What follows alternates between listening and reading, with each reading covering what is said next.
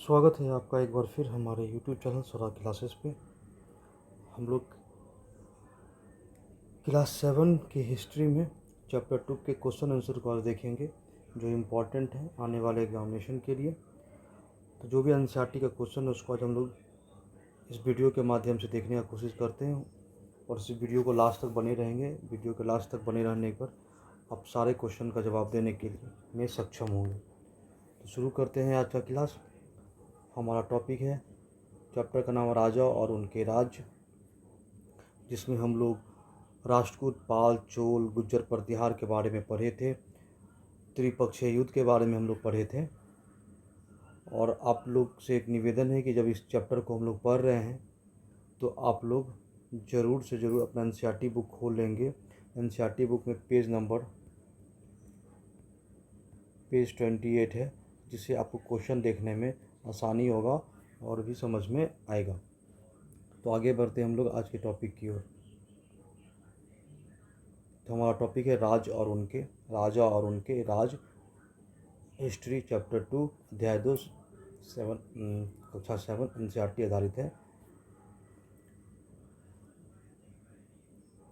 सबसे पहला हमारा क्वेश्चन है, मिलान करें, प्रमुख राज्य एवं उनके क्षेत्रों को मिलान करें। आपकी किताब में दिया हुआ है गुज्जर प्रतिहार, राष्ट्रकूट एक तरफ दिया हुआ है और दूसरी तरफ पश्चिम दक्कन दिया होगा, बंगाल दिया होगा, फिर गुजरात, राजस्थान दिया होगा, तमिलनाडु। हम इसके आंसर को डायरेक्ट आंसर में कन्वर्ट किए हैं। तो गुज्जर प्रतिहार कहाँ से किस क्षेत्र में था? तो गुजरात और राजस्थान के क्षेत्र में था। राष्ट्रकूट पश्चिम दक्कन के क्षेत्र में था। पाल बंगाल के क्षेत्र में था। चोल तमिलनाडु के क्षेत्र में था। ये इंपॉर्टेंट है, ये एग्जामिनेशन के लिए मिलान करो में एग्जामिनेशन में आता है, तो आप इसको देख लेंगे। ये हमारा, और कॉपी में नोट डाउन करते जाइएगा। पहला क्वेश्चन, फर्स्ट जो क्वेश्चन हमारा है यही है, पहला क्वेश्चन, जोड़े बनाओ। इसके बाद दूसरा क्वेश्चन है त्रिपक्षीय संघर्ष। दूसरा जो क्वेश्चन है त्रिपक्षीय संघर्ष। तो क्वेश्चन आपका, त्रिपक्षीय संघर्ष में लगे तीनों पक्ष कौन कौन से थे? आपका क्वेश्चन है, क्वेश्चन यहाँ पे किताब खोले हैं तो देख लेंगे, से हम क्वेश्चन लिख देते हैं। क्वेश्चन है, त्रिपक्षीय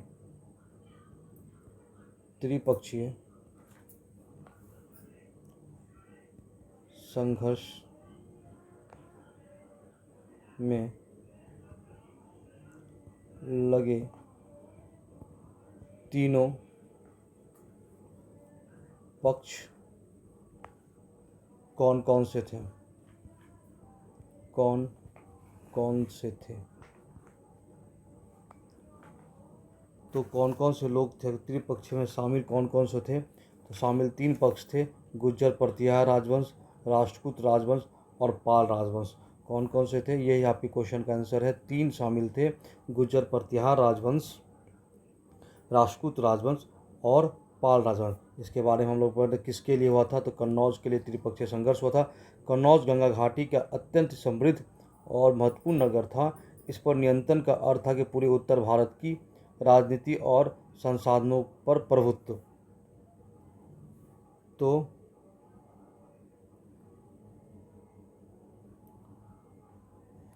आपसे क्वेश्चन पूछा जाएगा, त्रिपक्षीय संघर्ष में लगे तीनों पक्ष में कौन कौन से थे? तो आप लिख दिया गुज्जर प्रतिहार राजवंश, राष्ट्रकूट राजवंश और पाल राजवंश।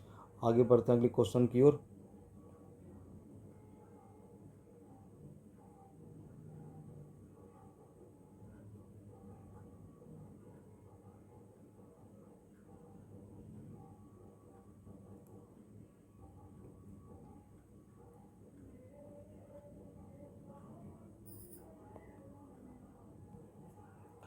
तो तीसरा प्रश्न आपका हुआ, बुक देख रहे होंगे तो तीसरा प्रश्न आपका ये है, क्या है? चोल साम्राज्य में सभा की किसी समिति के सदस्य बनने के लिए क्या क्या आवश्यक शर्तें थी? तो चोल सभा में सदस्य बनने की आवश्यक शर्तें क्या क्या थी? तो किसी समिति के सदस्य बनने के लिए निम्नलिखित शर्तें थी। आपको क्वेश्चन आएगा तो आप ऐसे ही लिखिएगा, किसी समिति के सदस्य बनने के लिए निम्नलिखित शर्तें थी। पहला सदस्य क्या था? सदस्य को उस भूमि का स्वामी होना चाहिए था जहाँ से राजस्व वसूला जाता था। दूसरा था, उनके पास अपना निजी घर होना चाहिए था। तीसरा था, उनकी आयु 35 से 70 वर्ष की होनी चाहिए थी। चौथा क्या था? उनको वेदों का पूरा ज्ञान आवश्यक था। और उन्हें प्रशासनिक मामले में ईमानदारी और कुशल होना चाहिए था। ये आपका तीसरे प्रश्न का जवाब है। तीसरा प्रश्न क्या था? चोल साम्राज्य में राज्य की किसी समिति के सदस्य बनने के लिए आवश्यक शर्तें क्या थी? तो यही 4-5 आवश्यक शर्तें थी। पहला था, जो भी सदस्य होंगे उस भूमि का स्वामी होना चाहिए जहाँ से टैक्स वसूला जाता है। अभी वर्तमान में भी देखा जाता है कि जहाँ पर टैक्स, जिसके घर का टैक्स दिया जाता है वही नगर निगम का चुनाव लड़ते हैं। उनके पास अपना निजी घर होना चाहिए था। उनकी आयु देखते हैं, अभी चुनाव लड़ने के लिए उनकी आयु होनी चाहिए तो 35 से 70 वर्ष की आयु होनी चाहिए थी। उनको वेदों का पूरा ज्ञान होना चाहिए था। उस समय देखिए, उस समय इस कोऑर्डिनेट रखा गया था कि जो पढ़े लिखे लोग होंगे, जिसको वेद का ज्ञान होगा, वही चोल सभा के सदस्य बन सकते हैं। ये बहुत अच्छी बात थी। और उन्हें प्रशासनिक मामले में ईमानदारी और कुशल होना आवश्यक था। तो ये 5 पॉइंट आप लिख दीजिएगा, तो आपका अगर क्वेश्चन आता है तो इसमें आपको आंसर आ जाएगा, नंबर भी आ जाएगा। नेक्स्ट क्वेश्चन आपका है, चहमानों के नियंत्रण में आने वाले 2 प्रमुख नगर कौन कौन से थे? तो इसके नियंत्रण में आने वाले, चहमानों के नियंत्रण में आने वाले 2 प्रमुख नगर आप नोट डाउन करते जाएंगे। क्वेश्चन नंबर 4 है, क्वेश्चन नंबर 4 है। तो कौन सा था? आप एकदम सीधी सी लाइन में है, दिल्ली और अजमेर। चहमानों के नियंत्रण में दिल्ली और अजमेर था। आगे हम लिख दिए, उसको पढ़ लीजिए जानकारी का। चौहान, जिन्हें बाद में चौहान कहा गया, दिल्ली और अजमेर के पास के क्षेत्रों में शासन किया। उन्होंने पश्चिम और पूर्व में अपने प्रभावों का विस्तार करने का प्रयास किया, जहां उन्होंने गुजरात के चालुक्य और पश्चिम में उत्तर प्रदेश में गढ़वाल से संघर्ष करना पड़ा। ये आपका आंसर है। पृथ्वीराज तृतीय, इस राजवंश के सबसे प्रसिद्ध शासक पृथ्वीराज तृतीय थे, जो 1168 से 1192 तक। इन्होंने सुल्तान मोहम्मद गौरी को 1191 में हराया और 1192 में हार गए। आपका जब नेक्स्ट चैप्टर में पढ़िएगा तो इसमें बताया जाएगा पृथ्वीराज चौहान के बारे में, किस प्रकार पृथ्वीराज चौहान गौरी के साथ लड़ाई हुआ और उस पहले बार हारा, दूसरी बार जीतता है। आप यहाँ पे देख रहे होंगे कि पृथ्वीराज चौहान और मोहम्मद गौरी के बीच युद्ध हुआ था। 2 युद्ध हुआ था। इसको युद्ध कहते हैं तराइन का युद्ध। तराइन का युद्ध 1191 में हुआ था, जिसमें गौरी हारा था, गौरी हार गया था और पृथ्वीराज जीत गया था। फिर तराइन का द्वितीय युद्ध था, ये प्रथम युद्ध था, तराइन का प्रथम युद्ध। फिर तराइन का द्वितीय युद्ध होता है,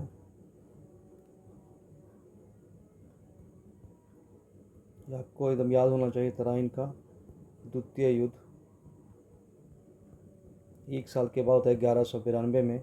यहाँ पे गौरी जीत जाता है और पृथ्वीराज हार जाता है।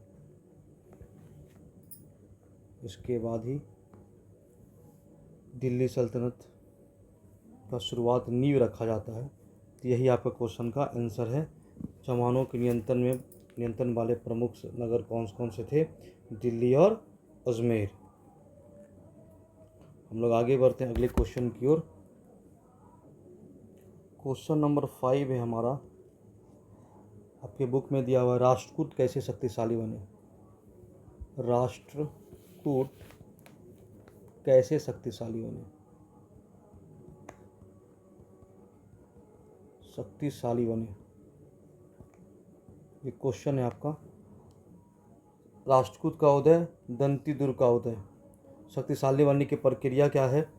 तो राष्ट्रकूट शुरुआत में कर्नाटक के चालुक्यों के अधीन थे। कर्नाटक में चालुक्यों के अधीन थे। ये आपका पहला पॉइंट हो जाएगा। 8वीं शताब्दी के मध्य में राष्ट्रकूट के प्रमुख दंती दुर्ग ने अपने चालुक्य स्वामी को उखाड़ फेंका और उन्होंने हिरण गर्भ, सोने के गर्भ का नामक अनुष्ठान कराया। माना जाता है कि इससे व्यक्ति जन्म से क्षत्रिय ना होने पर भी क्षत्रियत्व का दाव प्राप्त कर लेता है। इससे शक्तिशाली उदय हुआ। तो आप समझ रहे होंगे कि आपको पॉइंट एक, अगर पॉइंट में लिखना चाहते हैं पहले लिखिएगा, ये पॉइंट लिखिएगा। पहला लिखिए राष्ट्रकूट का उदय, तो ये लिखिएगा राष्ट्रकूट शुरुआत में कर्नाटक के चालुक्य के अधीन था। 8वीं शताब्दी के मध्य में राष्ट्रकूट ने दंती दुर्ग के प्रमुख दंती दुर्ग के तो चालुक्य स्वामी को उखाड़ फेंका। दूसरा पॉइंट लिखिएगा, तीसरा है उन्होंने, अब तीसरा में क्या किया, उन्होंने हिरण्यगर्भ मतलब सोने के गर्भ का नामक अनुष्ठान कराया। और चौथा किया था, इससे व्यक्ति अगर क्षत्रिय नहीं होता है तो इस अनुष्ठान कराने के बाद वो क्षत्रियत्व को प्राप्त करता है। इसी प्रकार आपका राष्ट्रकूट शक्तिशाली शक्ति का उदय हुआ। ये आपका क्वेश्चन नंबर 5 था। इसको आप पॉइंट में भी लिख सकते हैं, तो पॉइंट में उम्मीद आप लोग पॉइंट में लिखिए, जिससे ज़्यादा आपको आसान होगा एग्ज़ाम में याद करने में भी और इससे भी। अब क्वेश्चन नंबर 6 पे चलते हैं। ये क्वेश्चन नंबर 6 है आपका। क्वेश्चन नंबर 6 में कहता है नए राजवंशों की स्वीकृति हासिल करने के लिए क्या किया गया। मतलब राजवंश द्वारा स्वीकृति प्राप्त करने के तरीके कौन कौन से थे। तो पहला तरीका था नई उपाधि प्राप्त करना, दूसरा तरीका था धार्मिक अनुष्ठान करना, तीसरा तरीका था सैन्य शक्ति। इन तीनों शक्तियों से, तीनों तरीकों से लोग राजवंश की स्वीकृति प्राप्त करने का एक तरीका था। तो नई उपाधि में क्या, स्वयं को महासामंत या महामंडलेश्वर, पूरे क्षेत्र का महान स्वामी घोषित करना, ये उपाधियाँ प्राप्त करना। फिर धार्मिक अनुष्ठान मतलब पूजा पाठ करवाना। उसमें क्या था, पहला लिखिएगा ब्राह्मणों की मदद से अनुष्ठान करना, अपनी सामाजिक स्थिति को ऊंचा उठाना, जैसे हिरण्यगर्भ का पूजा, भी हिरण्यगर्भ के बारे में हम लोग ऊपर वाले क्वेश्चन में पढ़े थे। और तीसरा सैन्य, इंपॉर्टेंट है ये सैन्य वाला, क्या, अपने सैन्य कौशल का उपयोग करना। किसी भी राज्य के विस्तार के लिए सैनिक क्षमता का विस्तार होना जरूरी है। अगर सैनिक क्षमता का विस्तार नहीं है तो उस राज्य का विस्तार नहीं हो सकता है। उसी में दूसरा क्या, पड़ोसी क्षेत्रों पर विजय प्राप्त करना। बिल्कुल सही बात है, पड़ोसी क्षेत्र पर विजय प्राप्त करना भी जरूरी है अपने सैनिक विस्तार करने के लिए, और अपनी स्वतंत्रता का दावा करना। ये जो पॉइंट है आपको एग्जामिनेशन में क्वेश्चन आएगा तो पहले लिखिएगा नई उपाधियाँ। अब इसमें पॉइंट बना के लिख दीजिएगा, स्वयं को महासामंत घोषित करना या मंडलेश्वर घोषित करना। दूसरा में लिख दिया धार्मिक अनुष्ठान, लिख के इसमें 1-2 पॉइंट बना दीजिएगा। और सैन्य शक्ति भी लिखिए, जिसमें भी 2 पॉइंट बना। जिस तरह से हम बता रहे हैं उस तरह से कॉपी में नोट डाउन करते जाइए, तब आपके लिए आसान होगा। आगे क्वेश्चन की तरफ चलते हैं। अब नेक्स्ट क्वेश्चन की तरफ आते हैं। क्वेश्चन नंबर 7 हमारा है, तमिल क्षेत्र में किस तरह की सिंचाई व्यवस्था का विकास हुआ था। आप सामने देख पा रहे होंगे, चोल के अधीन तमिलनाडु में सिंचाई व्यवस्था का व्यापक विकास हुआ। वर्षा जल का संचयन, विशाल टैंकों का निर्माण किया गया। कावेरी नदी की शाखाओं से नहरें निकालकर खेत तक पानी पहुंचाया गया। बाढ़ को रोकने के लिए तटबंधों का निर्माण कराया गया। कुछ क्षेत्रों में गहरे कुएं खोदे गए। इसके साथ अन्य भी चीज़ है, इसको भी अगर आप चाहेंगे तो लिख सकते हैं। जंगलों को साफ़ किया गया, जंगलों को भी साफ़ किया गया। भूमि को समतल किया गया। मतलब क्या लिखिएगा,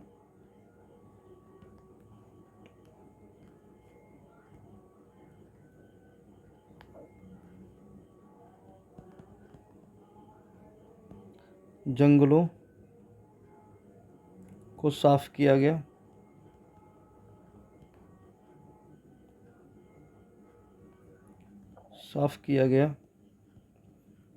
और क्या गया, भूमि को समतल किया गया। जंगल को साफ करके भूमि को समतल किया गया, जिससे पानी का बहाव ठीक रहे। भूमि को समतल किया गया। डेल्टा क्षेत्र में बाढ़ को रोकने के तटबंध बनाया गया। जो डेल्टा क्षेत्र था, बाढ़ रोकने के तटबंध बनाया गया। 1-2 अगला पॉइंट है, डेल्टा क्षेत्र में बाढ़ रोकने के लिए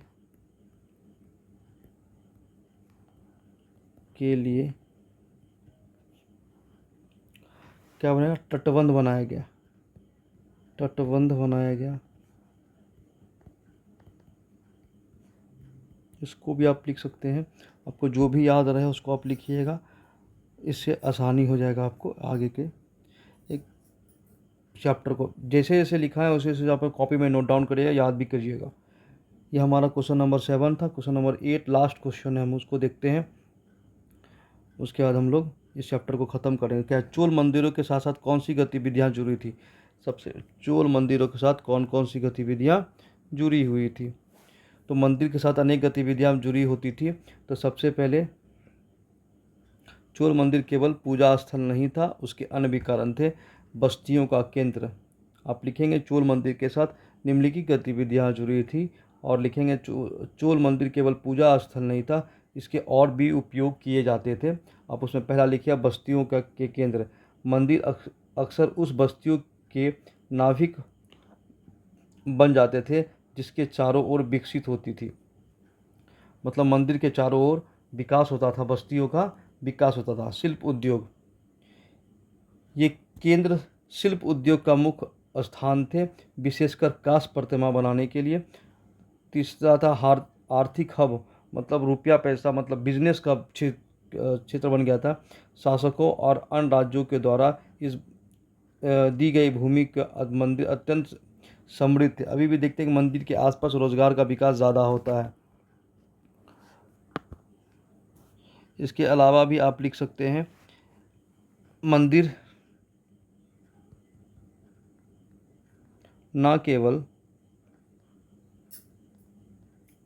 केवल पूजा स्थल थे बल्कि आर्थिक, सामाजिक और सांस्कृतिक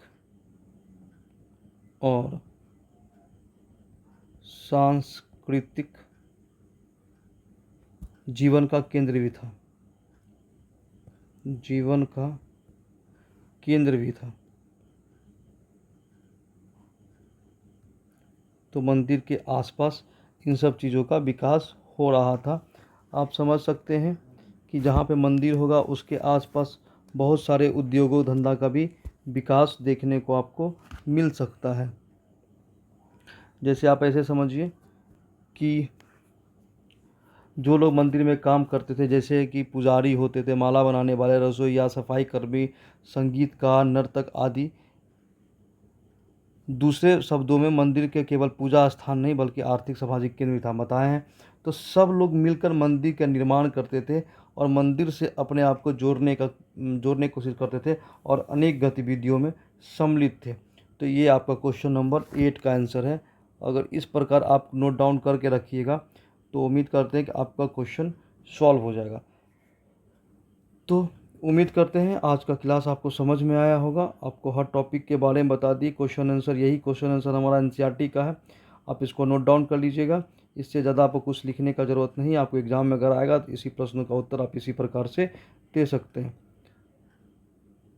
तो फिर से हमारे साथ जुड़ने के लिए बहुत बहुत धन्यवाद। उम्मीद करते हैं आपको सारा चीज़ समझ में अगर किसी भी टॉपिक में किसी भी जगह पे आपको अगर समझ में नहीं आ रहा होगा तो आप उस टॉपिक का नाम कमेंट बॉक्स में डाल दीजिएगा, जिससे हमको समझने में आसानी होगा और मुझे आपको उसका उत्तर सही से दे पाएंगे। ठीक है, फिर बहुत बहुत धन्यवाद आपका। एक बार फिर सौरभ क्लास के साथ जुड़ने के लिए बहुत बहुत धन्यवाद।